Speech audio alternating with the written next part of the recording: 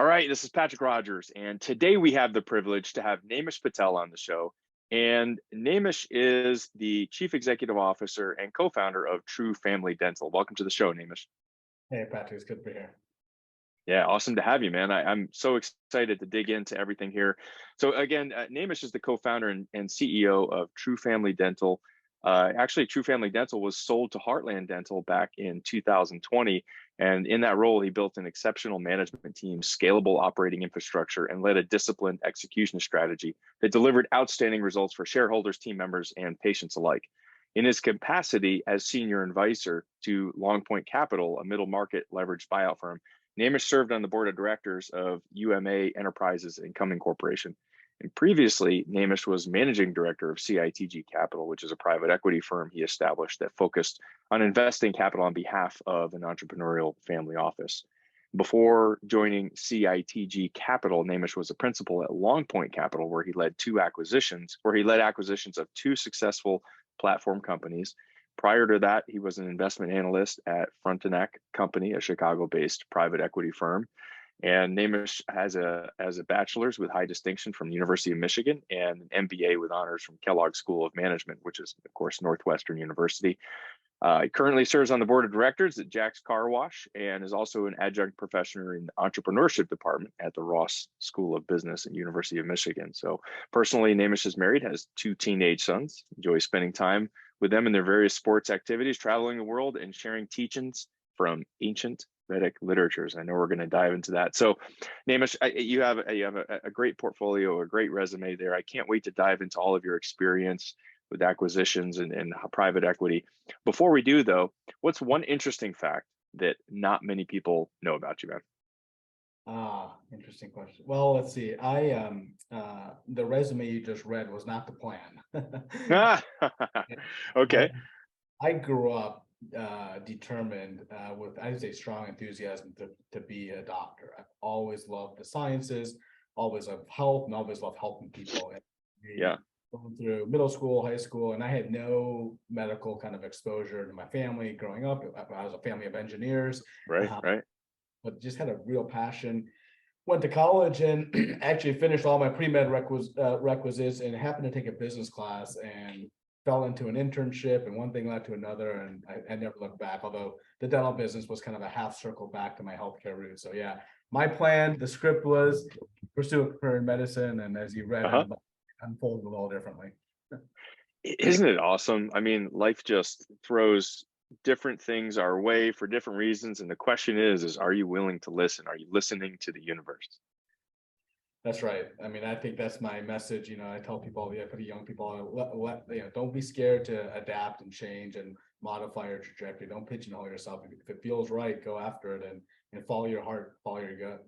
So, man, I'm the same way, man. I mean, my degree's in nuclear engineering. I was a nuclear engineer in the Navy, right? And I'm doing M&A and business and roll-ups, very similar stuff as you. So yeah, very cool. Awesome, man. So tell us, you exited out of True Dental here back in 2020, and you have a few other projects you're working on now. Give us a little bit more background into your journey and just where you at now and what you're working on. Yeah, I mean, the journey has been interesting. I spent most of my career in private equity where, you're sort of working next to the entrepreneur, helping them build their businesses, and right.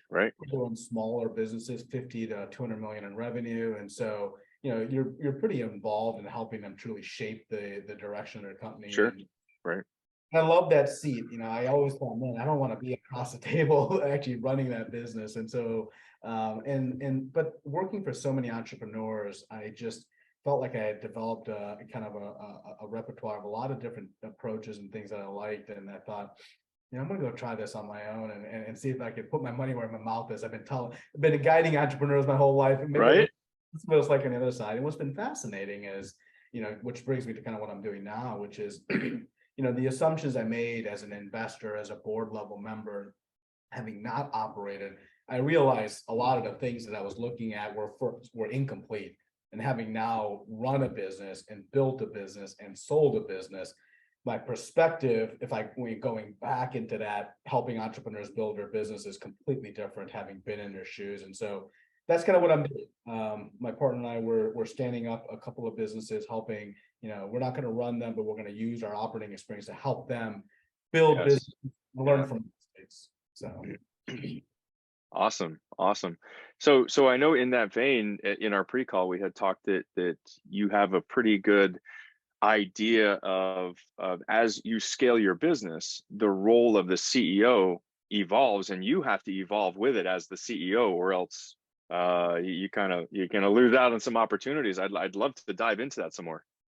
yeah, I mean, I think if you really look at the role of the CEO, it has to transition along with the transition into business, right? And I used to tell my management team, we were a high growth company.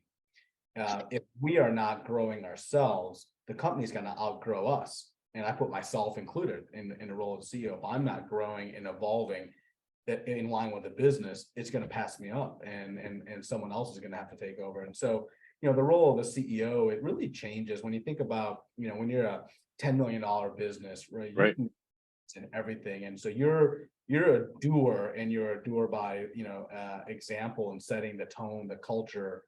And then as you get to that next stage, that kind of $20-25 million revenue, you start to have to do through others, and you transition from that doer to more of a manager, right? And so you're orchestrating, you're still hands-on enough that people see your involvement, they get inspired by your activities. You're a manager, and you go from kind of player to coach. But the transition that really, I think, gets blurred is from there to the next, which is when you become a leader. And so doer to manager to leader.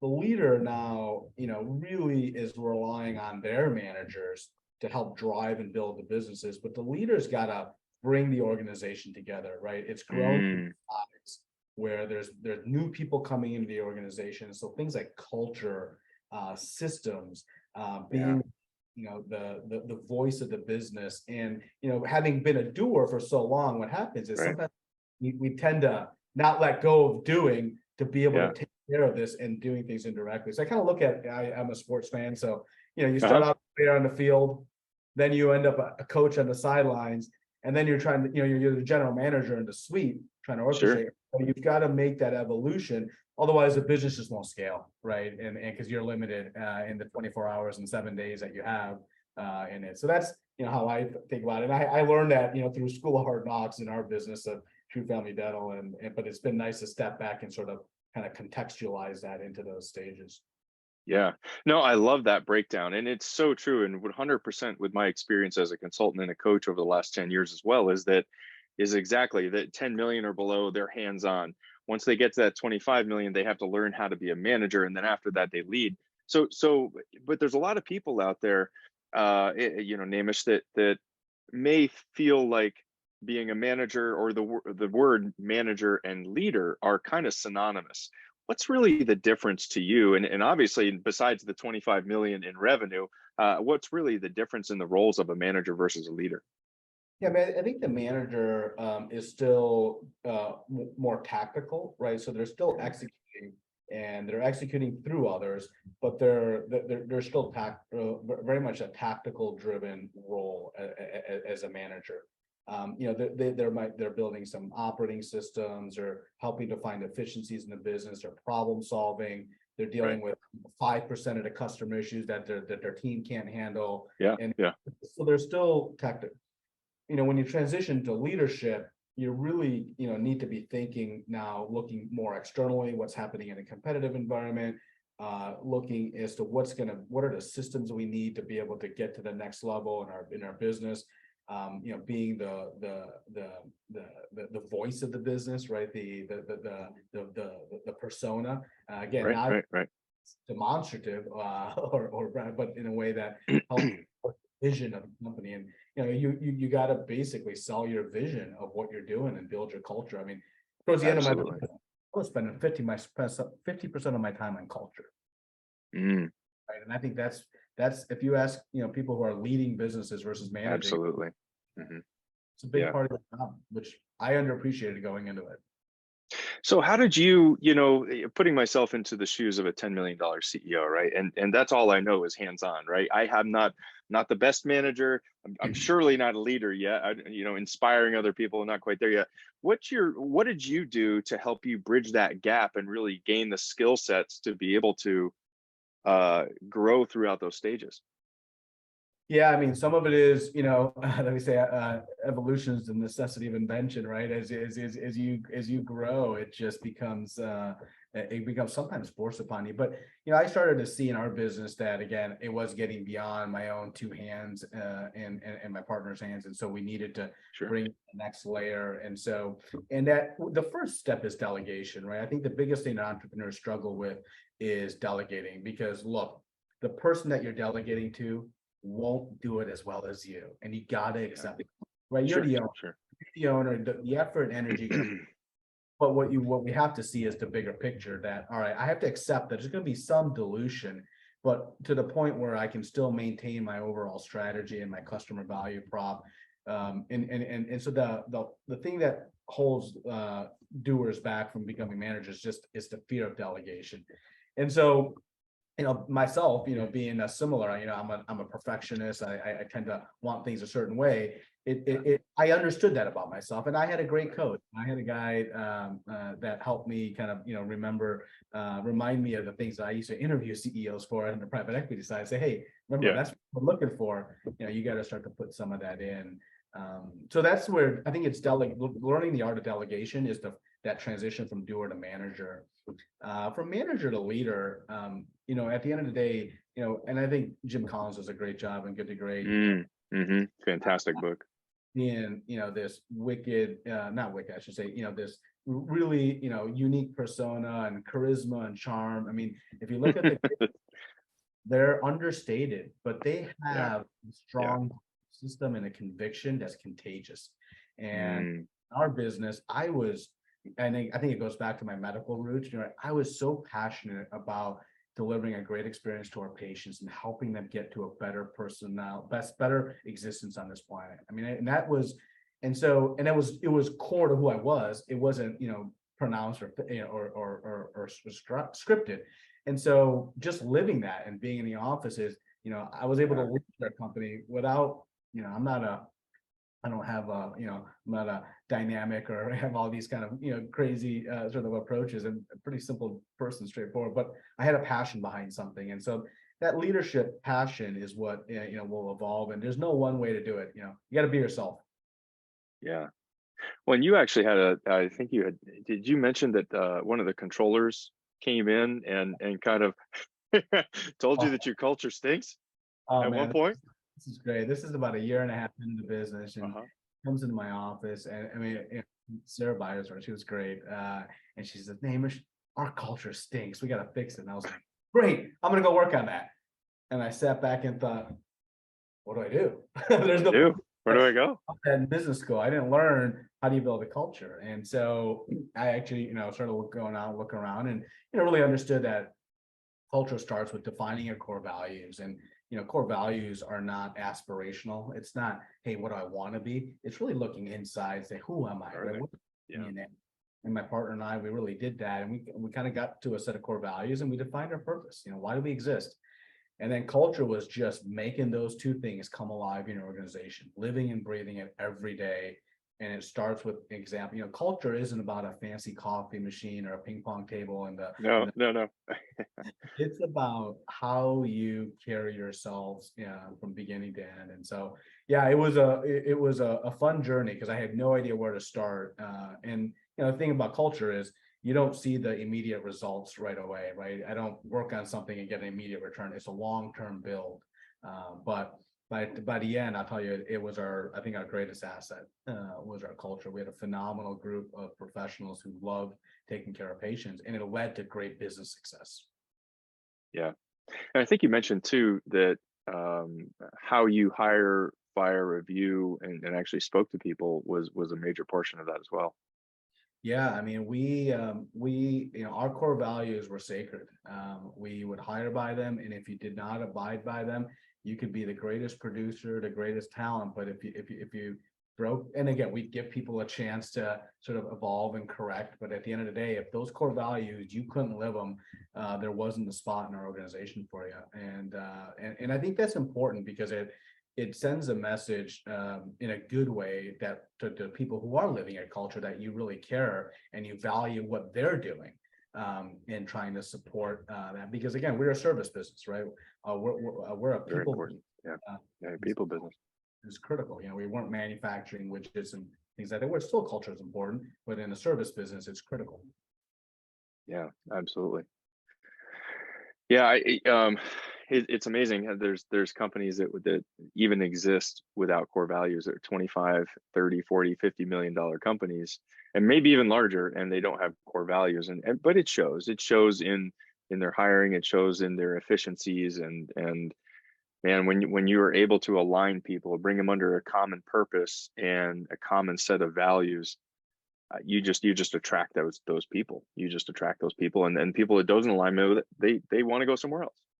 Yeah, you used a key word for me that, if I look at two sort of foundational principles of how do you scale an organization, alignment and accountability.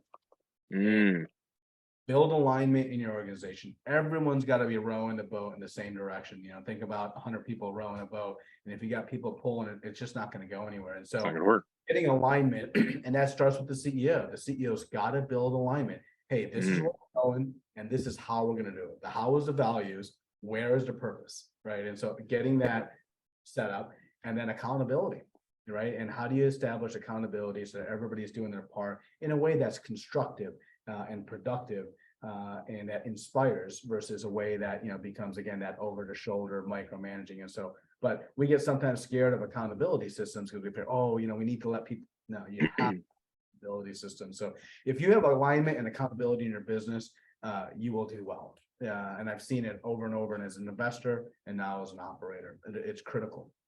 Yeah, and your accountability system, did you say you guys used EOS? Is that right? We use another one, something called Scaling Up. Yeah. Oh, okay. Scaling Up. Okay, cool. Yep. It's all built off the Rockefeller habits. Rockefeller was truly an extraordinary. 100 years ago, the principles he used to build his business are still the leading principles today. I mean, they are very well done. And so you can use any system, but you need something to build, again, alignment and accountability. And if you do, you'll grow. Yeah, and I just want to emphasize that the scaling up system and the Rockefeller habits are phenomenal. That's what I was brought up on, and that's what I utilize in most of my businesses as well. And Vern Harnish is just phenomenal. He's taken these and repurposed them into just an amazing package. So for those listening out there, good stuff. I'll tell you a quick story on that. My partner told me, he's like, hey, we're going to go down to this seminar to learn about scaling up. And I'm like, I'm not going. He's like, no, we're going. And I was like, no. I literally went kicking and screaming, and I was like, this is ridiculous. We were in this rinky dink hotel, sitting around this table, and I'm like, this is a waste of time. I could be doing that. And I got religion quick. I was like, wow, this is what we need. And so if you don't think you need it, at least give it a look, because like I said, I was a naysayer. I was wrong. And I got religion quick on that, and it was instrumental in our growth. Yeah, it's amazing. Many business owners, before I had worked with them in the past, they've got this like 20-page business plan, right? And it's sitting on their shelf and it's gathering dust. And the scaling up system, it's very clear. You put your entire strategic plan on one page. You have your SWOT, you have your goals, and you have your 1-year strategy and rocks, and you have your 90 days, and that's all you need. That's all you need. It's very efficient. It's amazingly powerful, and I tip my hat to Brandon for pulling me down to that. It was instrumental in our growth, because if you don't have that, like, again, that alignment and accountability, the growth will unravel itself, right? It's like driving like a car without lug nuts on the tires, really fast. Eventually, those wheels are going to fall off, and that's a high growth business without alignment and accountability.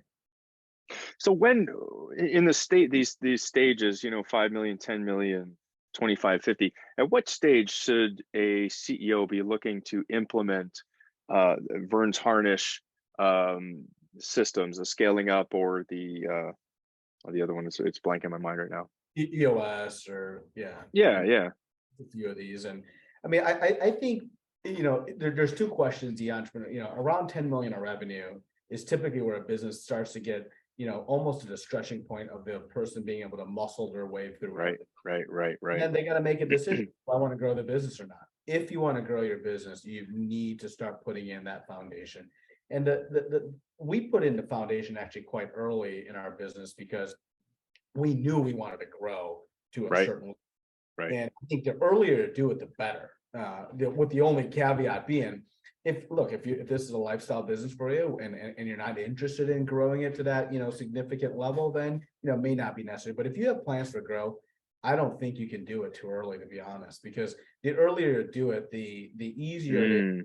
There's a learning curve to it, right? We made mistakes along the way.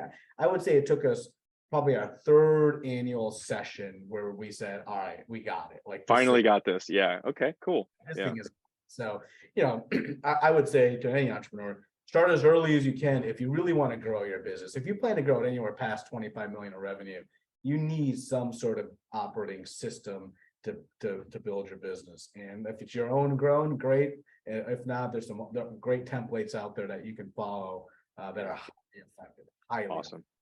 Yeah. Yeah. Hey, and Naimish, I know as you grew your business, you guys didn't just rely on organic growth. You actually did what, 30 acquisitions over the course of your tenure. Absolutely. So we were an acquisition play Love because it. Love it. and we were rolling in, and acquisitions of service businesses are hard because you're buying people, right? And There's no assets or minimal.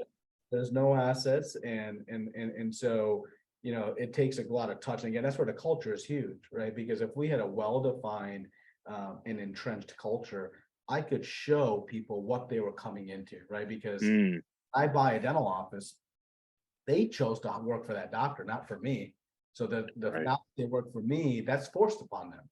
Right. They have a loyalty with the old doctor. Exactly. And so, having a culture that we could say, hey, go talk to our people, go understand, go see what our patients say about us, so you can understand how this is a great fit. And so for us, doing the acquisitions, I would walk away from a deal if there wasn't a culture fit, right? You can't just buy something just because it makes sense on an Excel spreadsheet. If it doesn't fit with your business well, you got to have the discipline to walk away. And we walked away from an acquisition 3 days before closing. We had spent 90 days, lawyer fees, diligence, everything was done, bank financing lined up, and we got something that again broke one of our core values, and it was significant enough, and we walked away. What was it, if you don't mind me asking, what was it that broke your core value? Yeah, so we were buying these offices, and I won't get too specific, but they had another office that they didn't tell us about. And when we found out about it, we found out at about maybe 6 weeks before. They said, well, it's another office. We don't work there. It's just an office we go passively. And they weren't selling that to us. Right. And we didn't like it because we felt like they should have been more transparent about it. And then a few days before closing, we found out they actually do work there. And it didn't impact the financials of the practices we were buying. But I said, look, we can't partner with people who can't be honest with us and can't be open. Maybe it's on us that they didn't feel they could be. Okay, great. But there's just not a fit here. And so when you get that, and those are the hardest decisions to make as a leader, because, are you overreacting to something? Are you underreacting? It's hard to know. But whenever it comes down to things like that, for us, it was pretty straightforward and easy. And so we walked away, and it happened to us twice. There were 2 times, both times the owner, misled us in a way that was material enough for us to pull the plug. And so, we never get what we call deal lust, it doesn't feel right. But again, we closed 30 deals too, right? So it's not like we got nervous at the altar every time, but there were 2 of the 32 we looked at. Yeah. You have to, unfortunately. So being disciplined is huge. Don't make a bad acquisition. That'll hurt you more. Oh my gosh. Yes, absolutely. But you actually, it sounded like you actually kind of took the process and system of doing the acquisition and really systematize it yourself. You actually turned it into a whole nother almost business, if you will.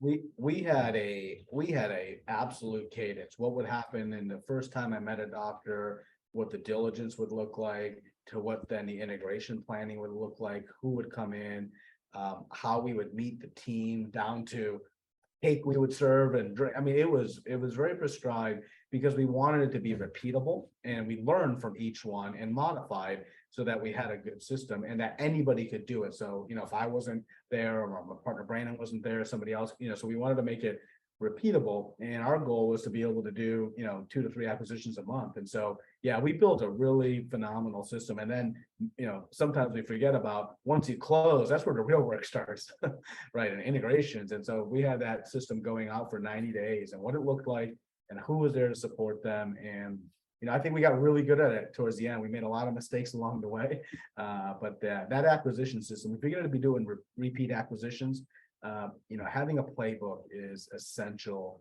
and making sure you take the time to learn from your past ones, right? So we would have a debrief session 2 weeks after each deal. All right, what worked, what didn't work while it was fresh, Good for you, man. while the wounds were still healing, and we would take notes, and so we would apply that, and because we owned our mistakes and we were not shy about it, but we definitely, I had a rule in our business, we're okay with mistakes, just don't make the same one twice, right? Just make new mistakes, because learn from what you've done. But yeah, so we had a system, it was great, very helpful for us to do fast acquisitions without any risk. Yeah, very cool, man. I love that. Any other tips for CEOs who are thinking about getting into acquisitions? Any other things off the top of your head that? Yeah, I mean, I mean, those. I think the big thing is making sure that you've got your infrastructure there to be able to absorb the acquisition. So, we had a rule that if we weren't operating already well what we owned, we weren't going to keep buying more. And there's a fine line, right? Because nothing's ever going to be perfect, and so you can't expect perfection. But just keeping investing in your infrastructure and and the second piece is do not underestimate the human side. Acquisitions are a ton of stress. Be empathetic to the change that you're forcing upon people who didn't make that decision. Place it with a lot of touch, and if you do, you'll buy yourself a flexibility, right? We made mistakes, but people knew we were trying, and so they gave us the benefit of that, right? So when something in our system, we got the benefit. Look, they're trying, right? We would own them, right? We wouldn't blame somebody else. And so just don't underestimate the human side of what an acquisition is. Doesn't matter what you're buying, but systems and that kind of human side would be two things I would say focus hard on, and then get after. Because look, acquisitions are a great way to create value. I think it's a phenomenal way to create value. So I'm a big believer in it. Very cool. No, that's great advice. So Naimish, if you were going to hire a CEO to take the reins for your company, what's the one book that you'd require he or she read before taking over for you? That's funny. So in my office, and in my partner's office, it was a dichotomy. So my partner's office, in his bookshelf, was just a whole litany of business books. Now, every business book, he's a voracious reader, phenomenal sources of information. And he would try to get me to read a few of these books, and they'd sit on my desk and they'd pile up. My book, on my bookshelf were a set of, ancient Vedic literatures.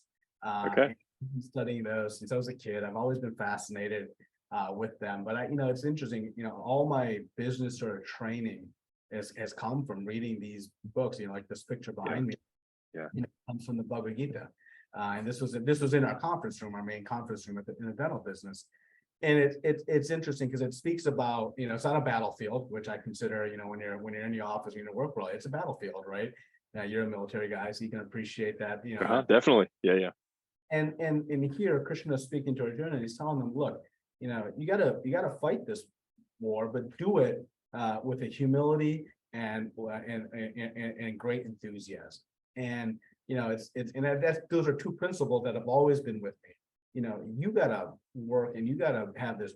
And then when I did finally read Good to Great, and what does Jim Collins talk about? Humility and unbreakable will, and it was just parallels were really because this was written 5,000 years ago about this battlefield. And so so I would say that there are a lot of great business books out there, but be open-minded to different ways in which you can absorb teachings. Like I said, all of my leadership, I read from Srimad Bhagavatam and Bhagavad Gita, and it's been a phenomenal journey. Now that teaching, I've started to read some of these business books, and it's like, oh, yeah, I read that here. I read that here. So yeah. So anyway, Awesome. that's my non-answer to your question. No, it's perfect. That, well, you're reading though. You're reading a book. It's just different. It's not the mainstream Yes. business leadership books as we know it. So uh, awesome. Naimish, I want to take a few minutes and just kind of summarize some of my takeaways from our time today. One is that this concept of the evolution of the role of the CEO and the importance and criticality of being able to recognize that, being able to understand where you're at in that journey, and then arming yourself with the right skills if you are going to be staying in the position and evolve with the company. And kind of those main transitions, it's 10 million ish, up to that point, you're a doer. At that point, you need to learn how to transition to a manager, and really that whole delegation. And there's going to be some dilution and understanding that the other people are not necessarily going to be able to do it as good as you, but be okay with that, and they'll improve, they'll get better, or maybe they do it better. Who knows? A different way, right? And then you evolve from manager into being a leader, and relying on your managers, bringing your organization together, that culture, the systems, being the voice of the business, and again, recognizing when to make these transitions. Another thing that was a key takeaway for me was really this alignment and accountability. You need to bring everybody together, rowing the boat together, but you also need an accountability system. Some kind of system to hold, a little bit more of a corporate structure and have that accountability as you go, or else you just get, as a CEO, it's just too much to be able to handle. And the last thing was these acquisitions. That inorganic growth is a phenomenal way to grow. And a couple things that you learned after doing 30 of them successfully is walk away if there's no culture fit. Always have a playbook, or develop a playbook as you go, and have that cadence for acquisitions, systemization, repeatable. It's almost like a business in and of itself. That if you Yeah. want to get good at it, you need to have your own accountability system and structure there. Another thing I thought was great was make sure that your company is ready to grow. Don't try to get, if you're just not there yet. If you're not already running your business well, it's probably not the time to grow just yet. And always be open for a debriefing and lessons learned. So Naimish, if there was one takeaway that you'd really want the audience to absorb from our time together today, what would that be? I think the common thread in all that we talked about today was, as an entrepreneur, as a CEO, Yeah. You got to recognize that you're constantly learning. And so you've got to learn this role. You've got to learn that evolution. You've got to learn how to do acquisition, whatever you're doing. And so if you go into this thinking, I'm leading this business, I know what I'm doing, you're just going to close your mind to a lot of things. Constantly understanding that you're climbing this learning curve at the rate of the business is growing.